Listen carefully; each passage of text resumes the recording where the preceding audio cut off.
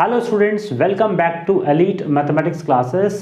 Student, आप wait कर रहे हैं कि आपके जो पेपर आज देकर के आए हैं उसका सोल्यूशन क्या होगा, उसमें कितने सही हैं कितने गलत हैं। तो उसी के लिए आज हम सोल्यूशन लेकर के आए हैं आपके लिए, और आप इसमें आप देखेंगे कि क्या क्या आपके सही ऑप्शंस हैं, क्या क्या गलत ऑप्शंस हैं। तो और उसमें सीखेंगे हम कुछ नए ट्रिक्स के बारे में जो शायद आप अप्लाई कर लेते तो आप क्वेश्चन पेपर को थोड़ा जल्दी से अटेम्प्ट कर लेते, और हो सकता है कि आप उसमें जो नंबर आपके कट गए हैं due to the non availability of the time वो आपके पास नहीं होती। So let's start students.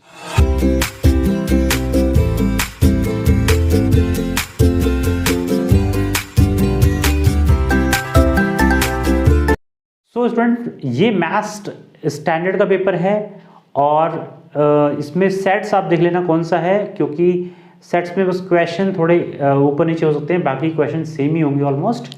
सो चलिए स्टार्ट करते हैं।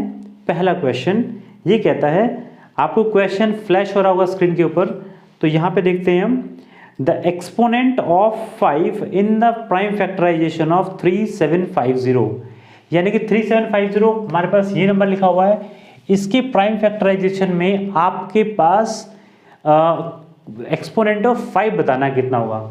तो स्टूडेंट देखिए यहाँ पे अगर हम इसको थोड़ा सा चेंज करके लिखें तो 375 इंटू 10 लिख सकते हैं इसको हम थोड़ा सा इजी बनाने के लिए, और यहाँ पे हम लिखेंगे इसके फैक्टर अगर हम करें तो कितना होगा 25 into how much it is, क्योंकि हमें 5 की पावर में देखना है तो हम उसके हिसाब से कर रहे हैं इसको। सो 25 one 25 and it will be remaining 15 5 125 right into 10। अब यहाँ पे 5 की पावर 2 हो गया बेटा यहाँ पे, और 5 इंटू 3 यहाँ पर, और ये भी 5 into 2, so it will B 5 की पावर 1 2 3, यानी कि 2 तो यहाँ पे है 3 4, 5 raise to the power 4 into 3 into 2। तो हमें तो सिर्फ इससे मतलब है, तो यानी कि यहाँ पे एक्सपोनेंट ऑफ 5 कितना होगा आपके पास 4, यानी कि ऑप्शन नंबर आपके पास आएगा बेटा B, option B for the first question. Clear है स्टूडेंट्स? आप इसको वैसे भी डिवीजन मेथड से कर सकते हैं जैसे आप करते हुए आते हैं, लेकिन उसमें थोड़ा टाइम ज़्यादा लग सकता है, तो आप इसको ब्रेक करके इस तरीके से करेंगे तो बहुत ईजी आपके लिए पढ़ने वाला है। ठीक है, आगे चलते हैं नेक्स्ट क्वेश्चन 2 पे। बहुत ही आसान क्वेश्चन है स्टूडेंट, ये भी बहुत ही बेसिक है, अगर आपने थोड़े से भी चीज़ों को बेसिक तरीके से पढ़ा है तो आप इसको ईजिली कर देंगे। जैसे क्वेश्चन कहता है, the graph of the polynomial px cuts the x-axis at 3 points and touches it at the 2 other points. The number of zeros of px. देखो बेटा, बहुत ही इंपॉर्टेंट क्वेश्चन है और बहुत ही अच्छा है। जैसे क्या कह रहा है आपसे वो कि ग्राफ हमारे पास पॉलिनोमियल का, और वो x एक्सिस को x एक्सिस होती है आपकी और ये y एक्सिस होती है, तो x एक्सिस को 3 पॉइंट पे कट कर रहा है। ऐसी सिचुएशन होगी 1 2 और 3, और कहीं ना कहीं कह रहा है वो आपसे 2 पॉइंट पे टच भी कर रहा है, and touches at 2 other points, यानी कि यहां से ऐसे मान लेते हैं इसको हम, ऐसे और ऐसे मान लेते हैं हम। ग्राफ की सिचुएशन कुछ अलग भी हो सकती है, इसमें कोई दिक्कत नहीं है। तो स्टूडेंट अगर ये 3 पॉइंट पे कट कर रहा है, यानी कि 1 2 3 पे तो कट कर रहा है, और यहां पर ये वाला पॉइंट और ये वाला पॉइंट टच कर रहा है, तो इसमें कितने पॉइंट्स, मतलब क्या इसका नंबर ऑफ जीरोज होंगी। तो हमने बताया था आपको कि अगर वो टच करे या फिर कट करे उससे कोई फर्क नहीं पड़ता, आपके पास आंसर क्या आएगा इसका 5। तो 5 are the number of zeros जो इसकी होने वाली हैं, और आंसर आपका आएगा बेटा डी, ऑप्शन नंबर डी आपके पास आ जाएगा। ठीक है, now look at the students, question number 3, it says the value of x and y satisfying the two equations this and this respectively are. Very very easy question, इसमें कुछ करना नहीं ज़्यादा, थोड़ी सी कैलकुलेशन है, यानी कि 32x plus 33y is equals to 34 it says, and next equation is 33x plus 32y is equals to 31। Fine. तो अब यहाँ पर अगर आप सॉल्व करने जाएंगे तो काफ़ी दिक्कत आपको होगी इसमें, तो आप बेस्ट ऑप्शन क्या करेंगे, इसमें ऑप्शन जो गिवन है उसमें से चूज करके देखेंगे।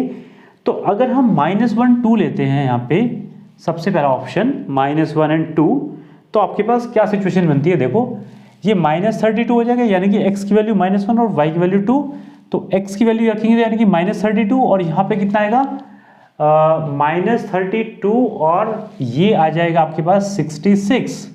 सो -32 यानी कि 66 में से 32 को माइनस करना है, तो भाई कितना बचा यहाँ पे 34। तो इक्वेशन सेटिस्फाइड है, यानी कि ये तो ठीक है। लेकिन स्टूडेंट दोनों ही इक्वेशन सेटिस्फाइड होंगे तब वो आपका ऑप्शन करेक्ट होगा। तो हम सेकंड में चेक कर लेते हैं, यानी कि -33 और +64, तो 64 में से 33 को माइनस करना है, कितना आएगा बेटा, ये आएगा 31। तो ये भी आपकी करेक्ट है, तो यानी कि आपका ऑप्शन नंबर ए ही इसका सही आंसर होगा, यानी कि क्वेश्चन नंबर 3 का आंसर है A. Fine, now look at the fourth question. It says A, B, C are the three vertices of an equilateral triangle ABC, then the value of K। अच्छा, आपसे पूछ रहा है ये कि एक इक्विलेटरल ट्राइंगल है और उसकी कुछ वर्टिसेस गिवन है। मान लेते हैं ये एक ट्राइंगल हमारे पास है, इसको इक्विलेटरल मान लो एक बार के लिए। तो A, B, C इसकी साइड्स हैं, वर्टिसेस है सॉरी। तो 3√3 एक ये आ गई बेटा इसकी, और ये आ गया आपके पास 0 0 1.00 भी है, और एक पॉइंट आपके पास 3, K है। तो आपको इसमें K की वैल्यू फाइंड करनी है, ठीक है। आपको पता है अगर एक ट्राइंगल हमारा कैसा होता है, इक्विलेटरल ट्राइंगल होता है, तो उसकी जो साइड्स हैं सारी इक्वल होती हैं, यानी कि इसमें हमें यूज़ बताया गया है जो आपका डिस्टेंस फॉर्मूला होता है, यानी कि अगर किसी भी दो साइड्स का डिस्टेंस को हम इक्वल कर दें तो हमारा वो वैल्यू निकलने के चांसेस पूरे बन जाते हैं। तो हम कह सकते हैं यहाँ पे AB is equals to BC कह सकते हैं, क्योंकि हमारे पास क्या है बेटा, distance of the these two sides will be equal. और हमने इसी को क्यों लिया, क्योंकि हमारे पास जब कैलकुलेशन करेंगे तो उसमें आसानी हमें रहेगी यहाँ पे। तो इसका फॉर्मूला क्या होता है बेटा, √, इसको x1 y1 इसको x2 y2, तो √3 माइनस या फिर 3 - 0 इज 3², यानी कि 3² प्लस यहाँ पे आ जाएगा √3 का स्क्वायर इज इक्वल्स टू, यहाँ पे कितना आ जाएगा बेटा 3 - 0 यानी कि 3² और प्लस k² यानी कि k - 0² यानी कि k²। यहाँ पर आप देखो दोनों की स्क्वायरिंग कर देंगे तो 3² प्लस यहाँ पे आ जाएगा √3 का स्क्वायर 3 इज इक्वल्स टू, यहाँ पे भी 3² प्लस k²। अब देखो स्टूडेंट हमें कोई सॉल्व ज़्यादा नहीं करना है, यहाँ पे 3² कैंसिल आउट होगा और यहाँ पे आ जाएगा k² is equals to 3, that is k is equals to ±√3, इसका आंसर आ जाएगा आपके पास, ठीक है। तो इसमें ऑप्शन नंबर कौन सा है देख लेते हैं जरा। ऑप्शन नंबर होगा बेटा इसमें, देखो यहाँ पे बड़ी चालाकी से इसने CBSE ने किया है 2 - 3 -√3 और -√2, यानी कि इसमें से एक ही ऑप्शन दिया है इसने -√3, तो -√3 इसका सही ऑप्शन होगा, यानी कि C ऑप्शन होगा इसका करेक्ट वन, ठीक है। आगे मूव करते हैं, तो next is fifth question says बेटा, it says if DE parallel to BC, AD is equals to this, BD equals to 3, then area of the triangle this upon area of triangle this। तो इसमें थोड़ा सा ध्यान देना है आपको बस, अगर आपने BPT पढ़ी है तो उसी पे बेस्ड क्वेश्चन है ये। इट सेज दैट ABC हमारे पास ये है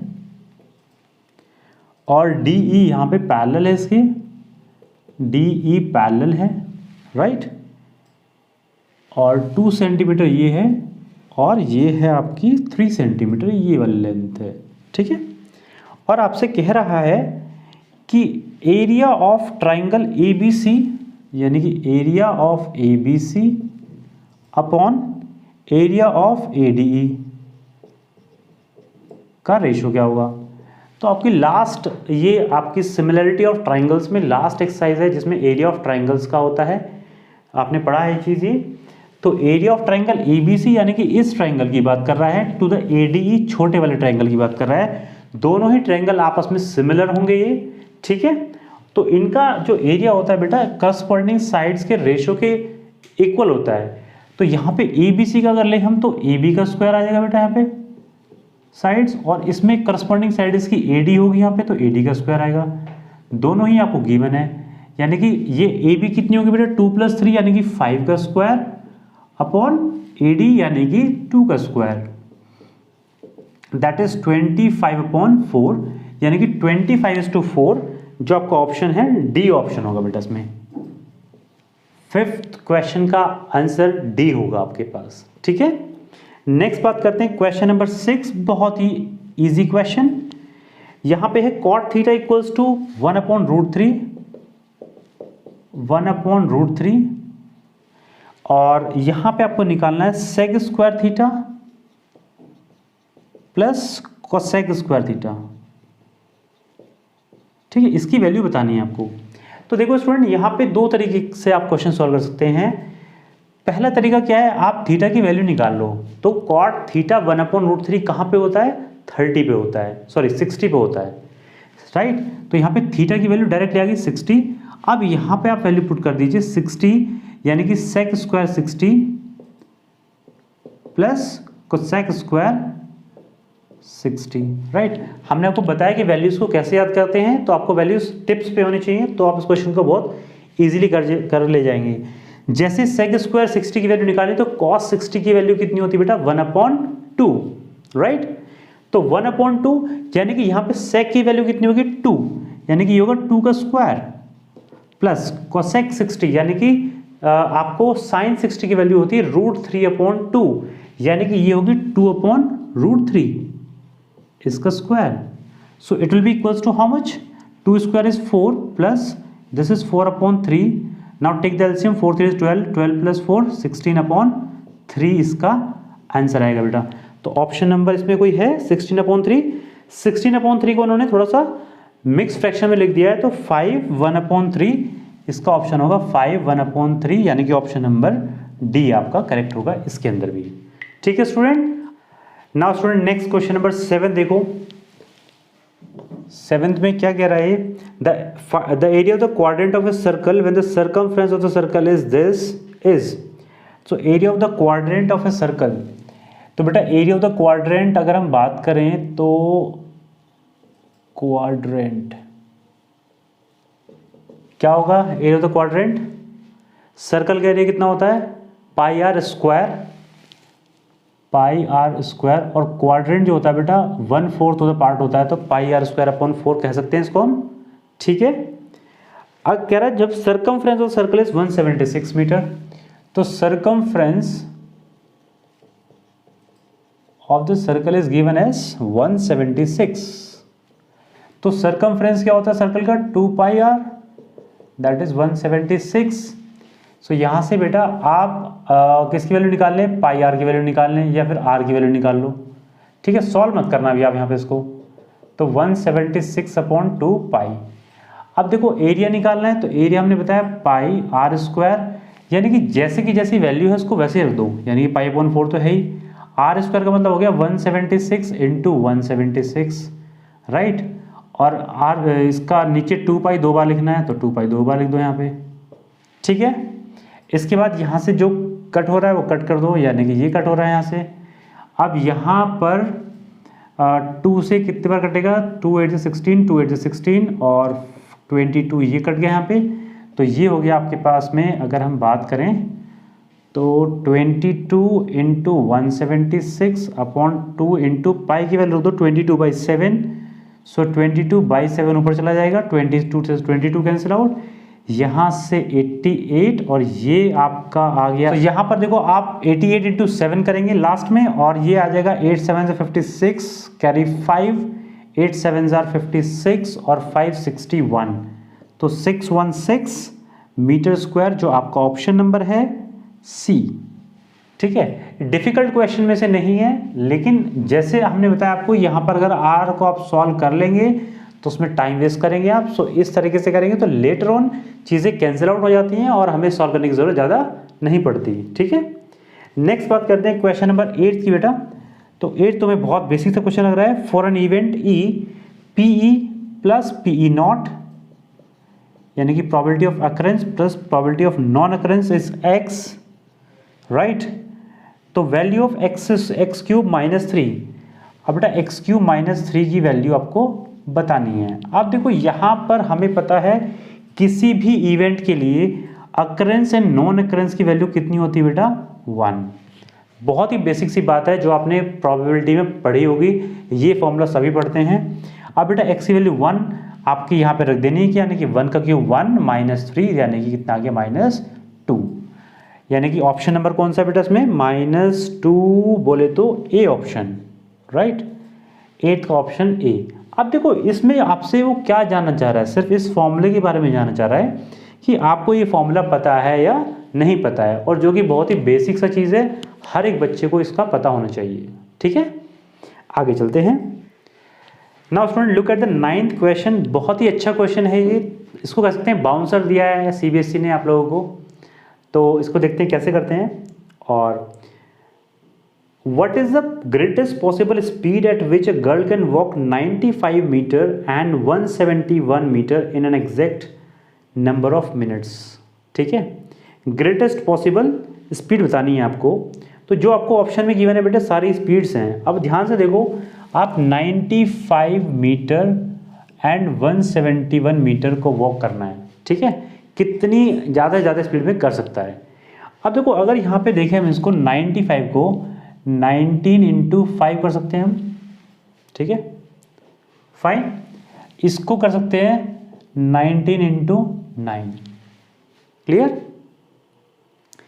अब यहां पर देखो दोनों में क्या कॉमन है बेटा, 19, यानी कि स्पीड अगर 19 होगी मैक्सिमम स्पीड तो वो इतना डिस्टेंस ट्रेवल कर लेगा, यानी कि ऑप्शन कौन सा बेटा आपका, बी, यानी कि 19 metre per minute is the option. Clear है। थोड़ा सा इसने इसको जो ना इनडायरेक्ट वे में पूछा है, और we can say a tricky question is this one, जिसमें आपसे इस तरीके से बात की गई है। Fine. Next one is 10th question के बारे में बात करते हैं। 10th क्वेश्चन बहुत ही इजी है, जो आपने पहले कर चुके हैं इसी पेपर का, ऐसे ही क्वेश्चन है, सिर्फ उसको रिवर्स कर दिया गया है। In the figure the graph of the polynomial px is shown the number of zeros of px। अब देखो ये जो ग्राफ है आपका कुछ इस तरीके से गिवन है, ये थोड़ा बनाने की कोशिश करते हैं इसको, ऐसे, राइट। ये ग्राफ है आपके पास। तो अब हमें सिर्फ ये चेक करना है नंबर ऑफ जीरोज फाइंड करने के लिए कितनी बारी कट कर रहा है, तो 1 2 and 3। So number of zeros are 3। Option number है आपका C for this question. 11th question बहुत ही आसान था ये वाला क्वेश्चन। 11th क्वेश्चन कह रहा है आपसे the two lines are given to be parallel, the equation of the one of the line is this, यानी कि 3x minus 2y is equals to 5। ये एक इक्वेशन है बेटा लाइन की, और आपसे पूछा सेकेंड इक्वेशन क्या होगी।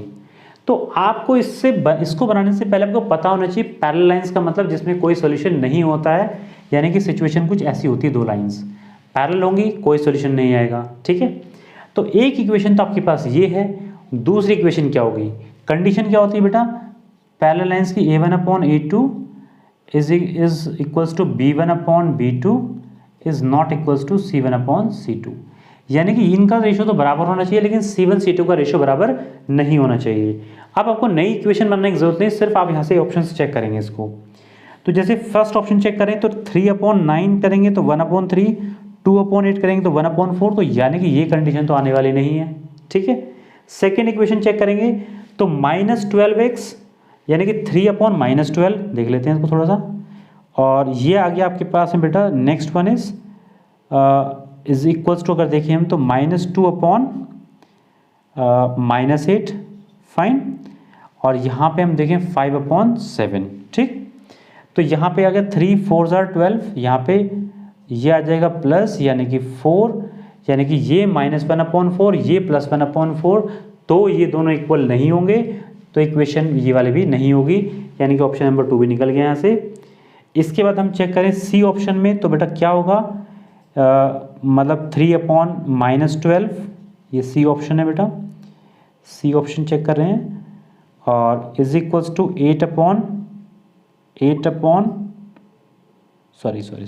2/8 है ना, -2/8 इज इक्वल्स टू 5/7।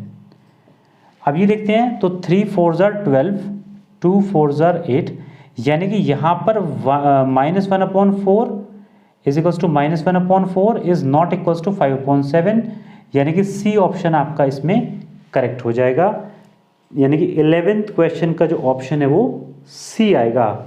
ठीक है, देखो friend next question number 12, it says 3 vertices of parallelogram ABCD ABC are given as this, then the ordinate of the fourth vertex D is, यानी कि ये हमने डायग्राम बना लिया पहले से ही, ये वर्टेक्सेस लिख ली हमने क्या है, और आपको फोर्थ वर्टेक्स का ऑर्डिनेट पूछा है। ध्यान रखें क्वेश्चन बहुत अच्छा है, ऑर्डिनेट की वैल्यू पूछी है। ऑर्डिनेट का मतलब बेटा क्या होता है, वैल्यू ऑफ वाई पूछी सिर्फ आपसे, है ना।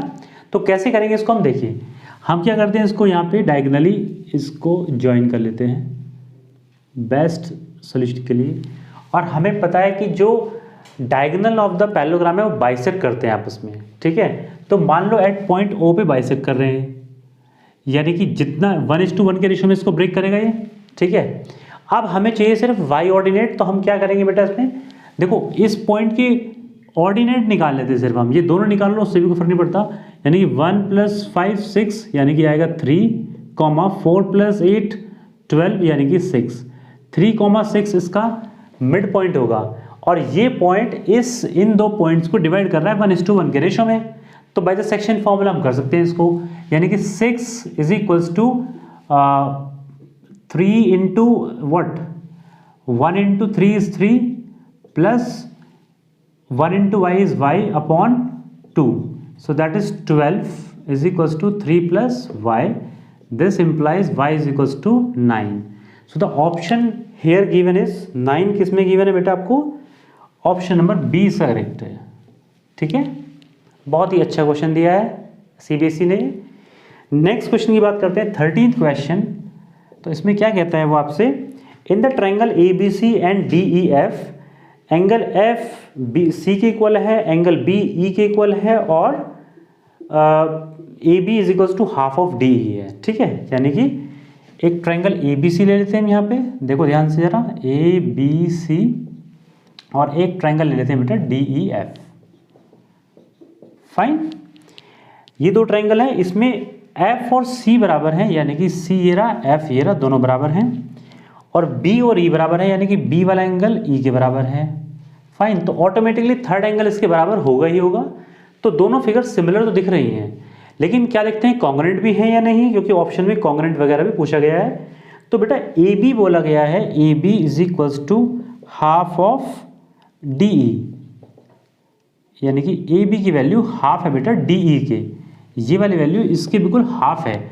तो यानी कि कॉन्ग्रुएंट कब होगी, जब ये फिगर बिल्कुल सेम साइज की भी होती, तब ये हम कह सकते थे दोनों कॉन्ग्रुएंट फिगर्स हैं। अभी क्या होगा, ये बेटा कॉन्ग्रुएंट है लेकिन सिमिलर है लेकिन कॉन्ग्रुएंट नहीं है, यानी कि ऑप्शन नंबर बी आपका करेक्ट होगा इसमें। ठीक है स्टूडेंट, बहुत ही अच्छा है क्वेश्चन है ये भी, और बेसिक आपके कॉन्सेप्ट पे बेस्ड है, तो बेसिक कॉन्सेप्ट को हमेशा ध्यान में रखना चाहिए। और स्टूडेंट अगर आपको सॉल्यूशन अच्छे लग रहे हैं तो वीडियो को लाइक जरूर करें, चैनल को सब्सक्राइब करें, और अपने फ्रेंड के साथ शेयर करें, क्योंकि अभी टर्म 2 आने वाले हैं, मतलब स्टार्ट होने वाले हैं आपके जस्ट आफ्टर एग्जाम्स, और हम टर्म 2 का सिलेबस स्टार्ट कराएंगे। तो आपके पास नोटिफिकेशन टाइम से पहुंच जाए उसके लिए आप चैनल को सब्सक्राइब करिए। ठीक है, आगे मूव करते हैं। Now student look at the question number 14। It says a triangle ABC right angle at B। तो भाई एक ट्राइंगल ABC बना लेते हैं जिसमें राइट एंगल B बना देते हैं। ठीक है, A B और C, ये राइट एंगल यहाँ पे आपका। ठीक है, और कह रहा है साइन A गिवन है बेटा आपको 7/25। ठीक है, और cos C की वैल्यू निकालनी है आपको, यानी कि यहाँ पे cos C।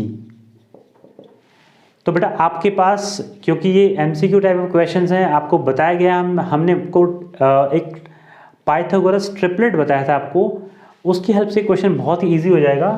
कि यानी कि ये हम मान लेते हैं P और ये मान लेते हैं हम H, राइट। तो हमारे पास एक ट्रिपलेट होता है 7, 24 और 25, राइट। यानी कि दो साइड्स इसमें क्या है बेटा 7P according to this angle A, क्योंकि यहाँ पे साइन A, ये थोड़ी सी ट्रिक यहाँ पे लगाई है CBSE ने, यानी कि थोड़ा सा घुमाया क्वेश्चन को, कि साइन A की वैल्यू, यानी कि A की सामने वाली साइड होगी P, यानी कि 7, और h होगी 25, ये तो चेंज होगी ही नहीं, तो ये 24 ऑटोमेटिकली आ जाएगी अगर आपने ट्रिपलेट पता है तो। ठीक है, अब आपको cos c निकालना है तो होता है बेटा b/h। So according to this c angle, ये आपका p होगा, ये b होगा, यानी कि 7/, कहाँ गया ये, 7/25 इसका भी आंसर ही होगा।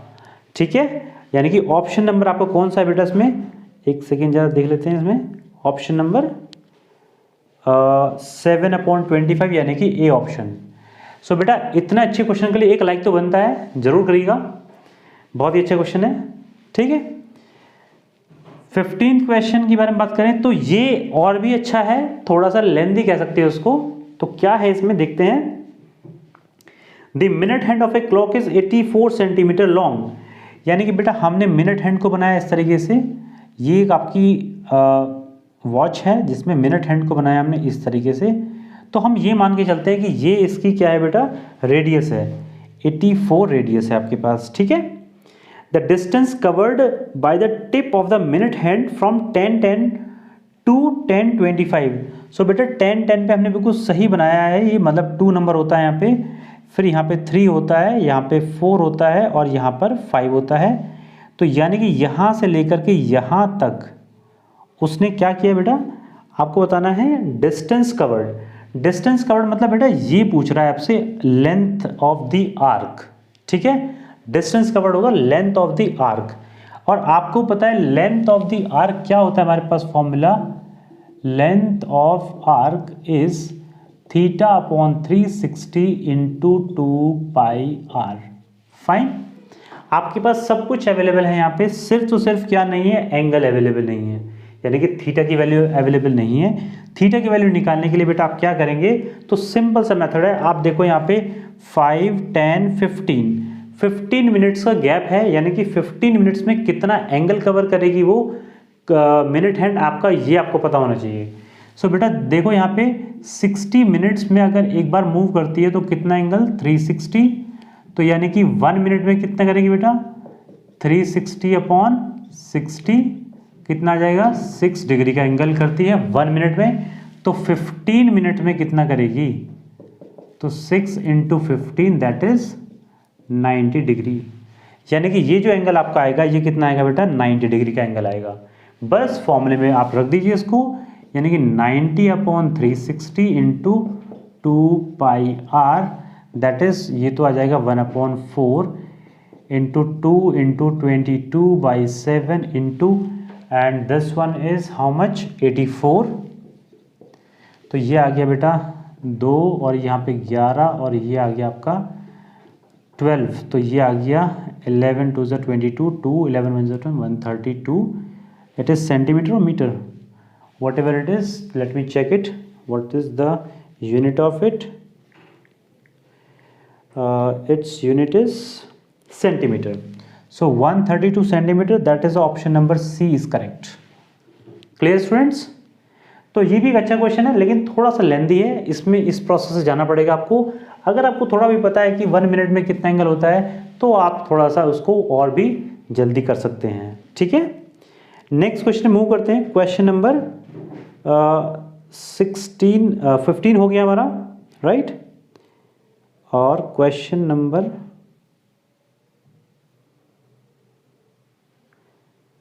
क्वेश्चन नंबर 16 पे देखते हैं हम क्या है। क्वेश्चन नंबर 16,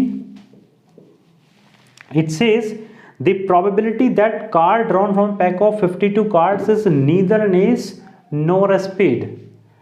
ना ही तो वो आपका एस होना चाहिए ना ही स्पेड होना चाहिए। देखिए क्वेश्चन कितना बढ़िया है ये। तो हमारे पास 52 कार्ड्स होते हैं और ये कह रहा है प्रोबेबिलिटी बताइए आप कि नीदर एस नॉर स्पेड, तो क्या होगी बेटा इसकी। एस कितना होता है बेटा, 4 होते हैं। स्पेड कितने होते हैं, 4 हमारे पास हो गए एस, और स्पेड कितने होते हैं 13, राइट, प्लस 13, और जिसमें यहाँ पे एक स्पेड आ चुका है ऑलरेडी, यानी कि 13 स्पेड में भी एक एस होगा। ठीक है, तो यानी कितने हो बेटा ये 12, तो कितने हुए टोटल 16 ऐसे कार्ड्स हैं जो नहीं होने चाहिए, ठीक है। तो नहीं होने चाहिए मतलब बेटा ये 52 माइनस 16 और टोटल कितने 52, तो बेटा कितना आ गया 6 और 3/52, 2 टाइम्स 18 और 2 टाइम्स 26, राइट। यहाँ पे 9 आएगा बेटा और यहाँ पे 13, सो 9/13 is available in the option और not? 9/13 is there, so option number A is correct. You may get confused here कि यहाँ पर अगर आपने कर दिया बेटा 4 और प्लस 13 तो आपको क्वेश्चन गलत होना है, क्योंकि आप ये भूल जाते हैं यहाँ पे कि जो एस है वो तो हमें लेने नहीं है, वो तो 4 होते हैं, ठीक है, हमने 4 पहले ले लिए हैं। स्पेड के अंदर भी तो एस होगा, तो वहाँ पे काउंट 2 बार हो जाएगा, ये जो हमें नहीं करना है, ठीक है। ये इस क्वेश्चन की ब्यूटी थी, तो इसके लिए भी एक लाइक बनता है बेटा, है ना। नेक्स्ट क्वेश्चन पे चलते हैं, question number 17। Question number 17 says 3 alarm clocks ring their alarm at a regular interval of 20 minutes, 25 minutes, 20 minutes, 25 minutes and 30 minutes respectively। बहुत सारे क्वेश्चन कराए हमने इस तरीके के। If they first beep together at 12 नून, यानी कि फर्स्ट हमारा ये 12 नून पे हमारा ये रिंग करती हैं, राइट, एक साथ। At what time they will beep again at the first time, for the first time, यानी कि इसके बाद कब ये बीप करेंगे ये हमें निकालना है। तो बेटा इन क्वेश्चन में हमेशा हम क्या करते हैं, एलसीएम निकालते हैं इनका।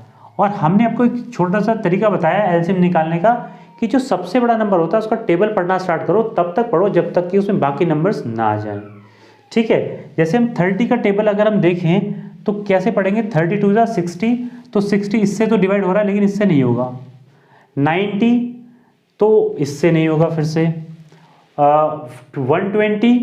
120 भी नहीं होगा इससे, 25 से, है ना। 180 भी नहीं होगा। देन फिर क्या करें बेटा हम यहाँ पे देखो, तो एलसीएम निकालते हैं इसका 20, 25 क्योंकि थोड़ा बड़ा टेबल है, 30 और यहाँ पे आ गया हमारे पास 5 ले लेते हैं डायरेक्टली हम, तो 4, 5 और 6, यहाँ पे 2 ले लेते हैं, तो बेटा 2, 5 और 3, राइट। फिर से 2 लिया तो 1, 5, 3 और बाद में आएंगे 5 और 3, ठीक है। तो यहाँ पे एलसीएम कितना आ गया बेटा, 5 5 = 25 × 2 50, 50 × 6 यानी कि 300, राइट, 300 मिनट्स। अब बेटा ये 300 मिनट्स हैं, इसको हमें आर में चेंज करना पड़ेगा, तो हम क्या करेंगे, डिवाइड बाई 60 कर देते हैं इसको। 1 0 से गया ये और ये गया 5, यानी कि 5 आवर्स के बाद ये वापस से एक बार बीप करेंगे अगेन। तो आपका जो टाइम होगा बेटा इसमें 12 बजे तो यहाँ पे एक साथ करे थे, अब कितना हुआ 5 घंटे बाद, तो 5 PM पे करेंगे आपके ये, यानी कि ऑप्शन नंबर सी इसमें करेक्ट होगा। Is it clear? Absolutely, I think कोई डाउट नहीं रहा होगा किसी भी स्टूडेंट को इसका ऑप्शन सी क्यों है। इसके बाद मूव करते हैं बेटा नेक्स्ट क्वेश्चन पे। तो स्टूडेंट नेक्स्ट क्वेश्चन देखते हैं, question number 18। It says a quadratic polynomial the product and sum of the whose zeros are 5 and 8 respectively। बहुत ही आसान क्वेश्चन है बेटा। सम यानी कि alpha plus beta is equals to, आपको गिवन है बेटा 5 और alpha into beta is given as 8। तो आपको पता है कि फॉर्मूला हमारे पास होता है k into x square minus alpha plus beta into x plus alpha into beta. Just substitute the values. So k x square minus alpha plus beta की value 5 into x plus alpha into beta 8। आपका question solve और answer आ गया आपके पास में, option आ गया बेटा आपका। अच्छा, इसमें थोड़ा सा चेंज नहीं करना है हमें, the product and sum. Okay, very good. इसमें गलती होगी बेटा, प्रोडक्ट एंड सम उल्टा बोला है इन्होंने यहाँ पे। तो प्रोडक्ट बेटा 5 है यहाँ पे और सम बेटा 8 है, ये चीज करना है यहाँ पे। तो ये हो जाएगा हमारा 8x और ये हो जाएगा 5x। इस तरह की गलतियां हो जाती हैं जब आप क्वेश्चन को जल्दी से रीड आउट करते हैं। तो क्वेश्चन को थोरोली पढ़ो, धीमे से पढ़ो और उसको फिर आंसर करो, तो आपको ऑप्शन बिल्कुल करेक्ट आएगा। तो इसमें ऑप्शन नंबर होगा ए। इस क्वेश्चन में देखा जाए तो कोई भी नई बात नहीं है, लेकिन उसने क्या किया है, सिर्फ जो सम एंड प्रोडक्ट बोलता है उसको प्रोडक्ट एंड सम बोल दिया है, जिसकी वजह से क्वेश्चन में थोड़ा ट्विस्ट आ गया है। ठीक है, इस ट्विस्ट के लिए भी आप एक लाइक तो कर ही सकते हैं। स्टूडेंट नेक्स्ट क्वेश्चन देखो, question number 19 says point A -1, y and b 5, 7 lie on a circle with center O 2, -3y, the value of y r।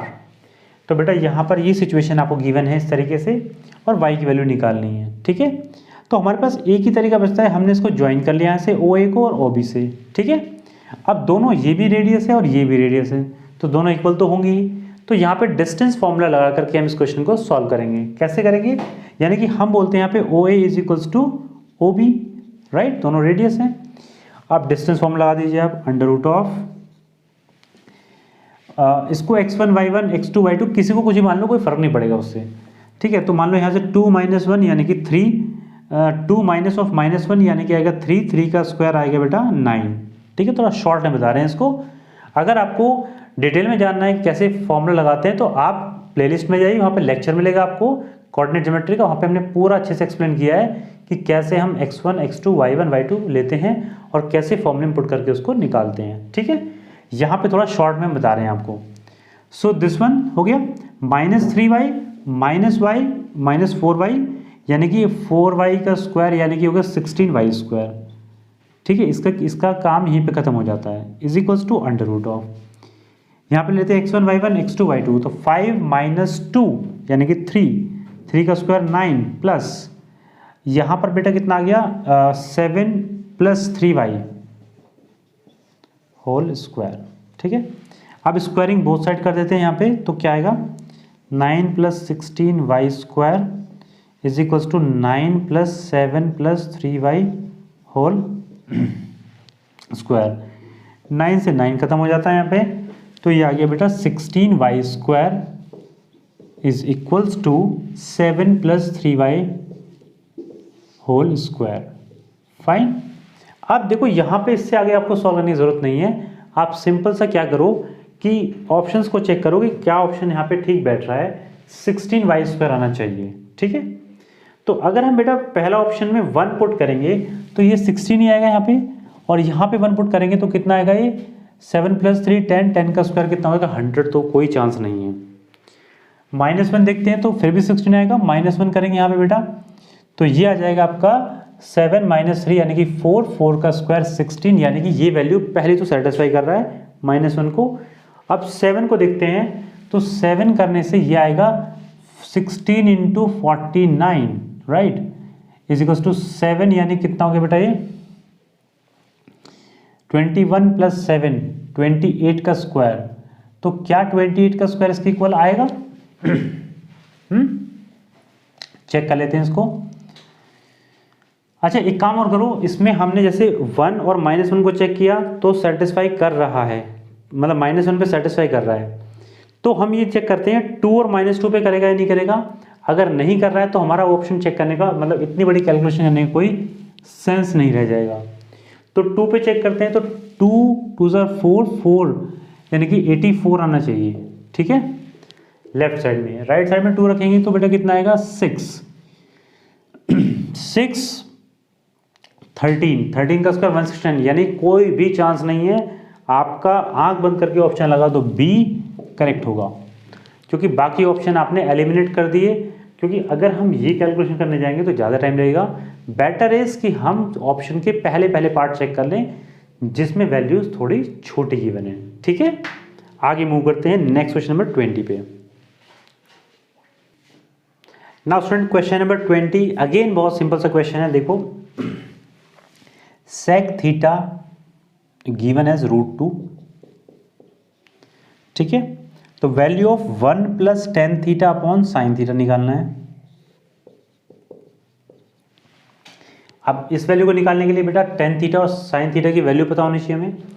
तो बेटर है सबसे सेक थीटा की वैल्यू होती क्या है, हमारे जनरल वैल्यूज अगर हम बात करें तो कॉस थीटा के पास जाइए। Cos theta is b upon h, तो यानी कि होगा एच अपॉन बी, यानी कि यहाँ पे कितना होगा बेटा 1 आएगा नीचे। ठीक है, एक छोटा सा ट्राइंगल ड्रॉ कर लो जिसमें ये वाला एंगल थीटा ले लो और यहाँ पर P हो गया B हो गया बेटा 1 और H हो गया √2, तो यानी कि ये वैल्यू भी कितनी होनी चाहिए बेटा 1 ही होनी चाहिए।